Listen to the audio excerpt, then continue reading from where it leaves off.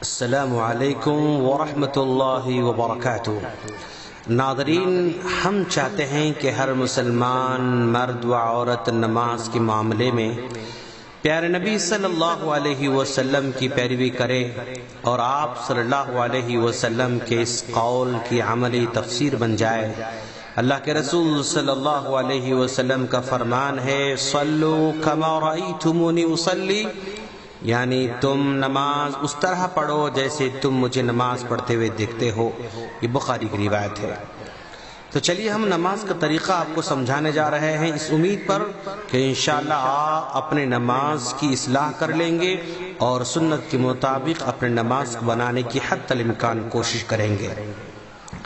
نمازی قبلے کی طرف متوجہ ہو جائے۔ نیت دل کے ارادے کو کہتے ہیں، زبان سے نیت ادا نہیں ہوتی ہے، کیونکہ نبی کریم صلی اللہ علیہ وسلم اور صحابہ کرام نے کبھی بھی زبان سے نیت نہیں کی تھی۔ اور جب بھی آپ نماز پڑھنا چاہیں گے تو کسی چیز کو بطور آڑ یعنی سترے کے طور پر استعمال کریں۔ تکبیر تحریمہ پڑھیں، اللہ اکبر کہیں، اس وقت نگاہوں کو سجدے کی جگہ پر رکھیں۔ تکبیر تحریمہ کے وقت دونوں ہاتھوں کو کندھوں تک یا کانوں کے لو تک اٹھائیں، انگلیاں ملی ہوئی ہوں اور انگلیاں کھلے نہ ہوں۔ حالت قیام میں دونوں ہاتھوں کو سینے پر رکھیں، اور اس کا ثبوت ابن خزیمہ میں حضرت وائل بن حجر رضی اللہ تعالیٰ عنہ کی حدیث سے ملتا ہے، جس میں وہ کہتے ہیں کہ میں اللہ کے رسول صلی اللہ علیہ وسلم کے پیچھے نماز پڑھا تو میں نے دیکھا کہ آپ نے دونوں ہاتھوں کو سینے پر رکھا تھا۔ یہ ابن خزیمہ کی روایت ہے۔ اسی طرح مسند احمد میں بھی قبیصہ بن حلف کی حدیث میں سینے پر ہاتھ باندھنے کا تذکرہ ملتا ہے۔ اور پھر اس کے بعد دعائے استفتاح پڑھیں، یعنی سبحانک اللہم وبحمدک وتبارک اسمک وتعالی جدک ولا الہ غیرک، یہ دعا پڑھیں۔ اور اس کے بعد سورہ فاتحہ پڑھیں، چاہے امام ہو یا مقتدی ہو، اکیلے ہوں یا جماعت کے ساتھ نماز پڑھ رہے ہوں، کیونکہ اللہ کے رسول صلی اللہ علیہ وسلم کا ارشاد ہے، سورہ فاتحہ کے بغیر نماز نہیں ہوتی۔ لا صلاۃ لمن لم یقرأ بفاتحۃ الکتاب، یہ بخاری مسلم کی روایت ہے، جس میں بتلایا گیا کہ سورہ فاتحہ کے بعد کوئی نماز قبول نہیں ہوتی ہے۔ اور سورہ فاتحہ کے ختم کے بعد آمین کہیں۔ جہری قرات والی نمازوں میں اونچی آواز سے آمین کہیں اور سری نمازوں میں آہستہ آمین کہیں۔ پھر اس کے بعد قرآن مجید میں سے جو کچھ یاد ہو تلاوت کریں۔ حالت قیام میں نگاہیں سجدے کی جگہ رکھیں۔ تلاوت سے فارغ ہونے کے بعد تکبیر کہتے ہوئے رفع الیدین کرتے ہوئے رکوع میں جائیں۔ جب رکوع میں جائیں گے تو رکوع کی حالت میں سر کمر کے برابر سطح پر ہونا چاہیے۔ سر کو نہ زیادہ اوپر اٹھائیں اور نہ ہی زیادہ جھکائیں، بلکہ برابر رکھیں۔ ہاتھوں کو گھٹنوں پر جمع کر رکھیں اور گھٹنوں پر انگلیوں کو پھیلا کر رکھیں۔ رکوع اطمینان سے ہو اور رکوع میں یہ دعا پڑھیں، سبحان ربی العظیم، اور اس دعا کو 3 مرتبہ یا 5 مرتبہ یا 7 مرتبہ اس انداز سے آپ پڑھیں۔ حالت رکوع میں آپ اپنی نگاہوں کو سجدے کی جگہ رکھیں گے۔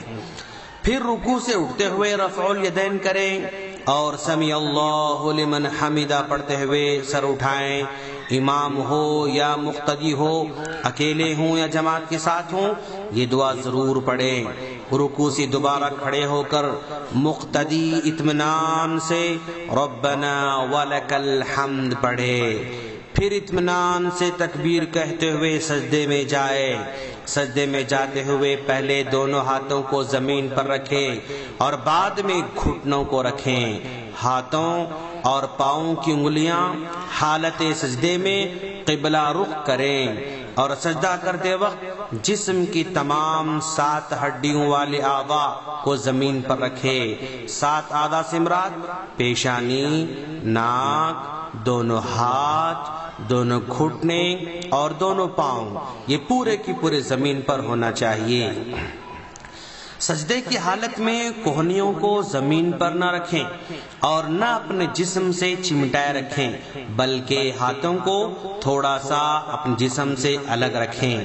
سجدے کی حالت میں ایڑیوں کو ملائے رکھنا چاہیے۔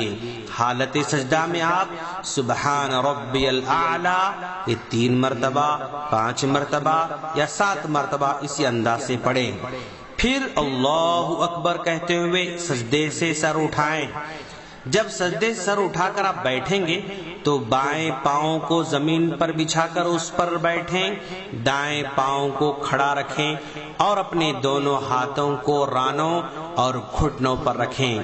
اپنے دونوں پیروں پر نہ بیٹھیں اور نہ ہی دونوں پیروں کو پھیلا کر زمین پر بیٹھیں، اور اطمینان سے دعا مانگیں، رب اغفر لی، رب اغفر لی، اللہم اغفر لی وارحمنی واہدنی واجبرنی وعافنی وارزقنی وارفعنی، یہ دعا پڑھیں۔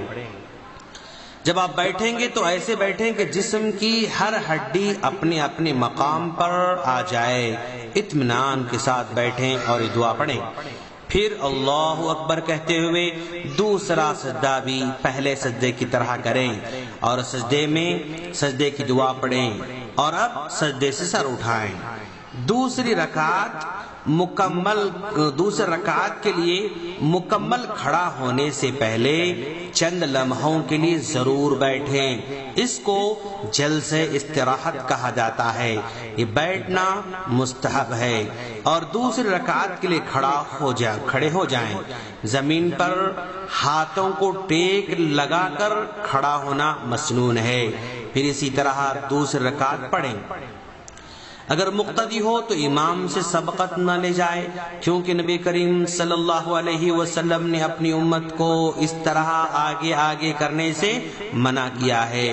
سنت یہ ہے کہ مقتدی امام کے نقش قدم پر پیچھے پیچھے چلتا رہے، کیونکہ اللہ کے رسول صلی اللہ علیہ وسلم نے فرمایا، امام کو بنایا ہی اسی لیے گیا ہے تاکہ تم اس کی اقتداء کرو، امام سے اختلاف نہ کرو۔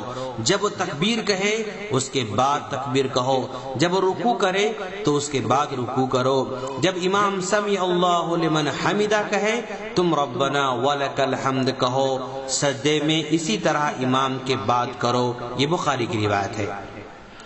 اب دوسری رکعت کے لیے کھڑا ہو جائے، جس طرح پہلی رکعت پڑھی تھی دوسری بھی ویسے ہی ادا کرے۔ 2 رکعت کے بعد تشہد کا مرحلہ ہوگا۔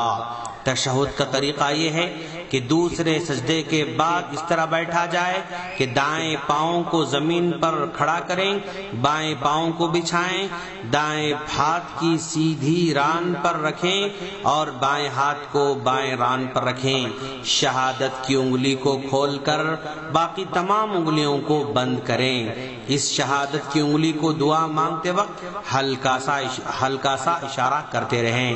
اسی طرح انگوٹھے اور درمیانی انگلی کا حلقہ بنا کر شہادت کی انگلی سے اشارہ کرنا چاہیے، بلکہ یہ سنت ہے۔ پھر تشہد پڑھیں۔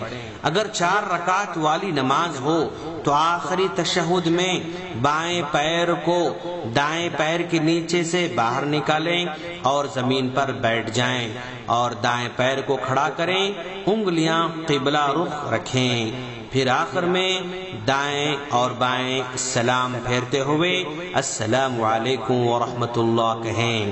ہم اللہ سے دعا کرتے ہیں کہ باری تعالیٰ تو ہم تمام کو سنت کے مطابق نماز پڑھنے کی توفیق عطا فرما اور ہمارے ٹوٹے پھوٹے عمل کو قبول فرما، آمین۔ ناظرین، اگر آپ کو ہماری آڈیوز ویڈیوز ڈائریکٹ چاہیے تو ہمارے اس نمبر پر ریکویسٹ بھیجیں 009193113839 السلام علیکم ورحمۃ اللہ وبرکاتہ۔